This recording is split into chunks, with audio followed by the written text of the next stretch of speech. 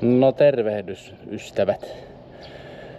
Kevät alkas sen verran osoittamaan merkkejä, että mä innostuin jo peräkärryjä kaivamaan lumen keskeltä.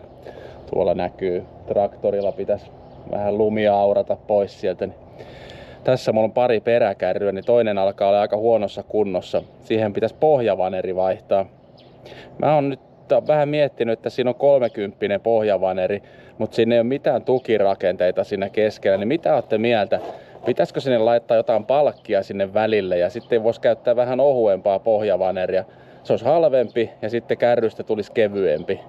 Kevyt peräkärry tää on, mutta saisi ehkä vähän enempi kantavuutta. Jotenkin olisi luottoa sitten enemmän kuin tommoseen pelkkään vaneriin. Tässä nyt on 30 vaneri. Se on aivan haperoksi mennyt jo. Tosta mulla korkkas kiinnikekin viime kesänä. Siitä tuli tollanen kiinnityskoukku tuli läpite, mikä tässä on. Tää rupeaa olla jo aivan hapero. Ja sitten tosta näkee pohjarakennetta, niin siis se on tosiaan vaan reunoilta tuettu. Ei mitään tossa keskellä. Eikä keulassa. Keulaa päin menee no aisat tietysti, ne vähän tukee, mutta täällä perässä ei ole mitään. Niin mitä olette mieltä? Pitäisikö siihen laittaa sellainen pari vaikka poikittaispalkkia pulttaisi täältä puolelta toiselle? Niin voisiko käyttää vähän ohuempaa vaneria siinä?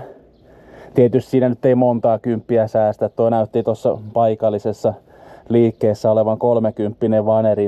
Se oli noin 150 €.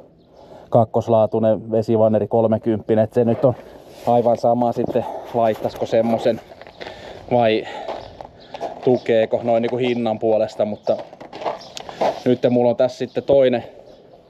Tää on tällainen JT-traileri, vähän isompi pelikärry.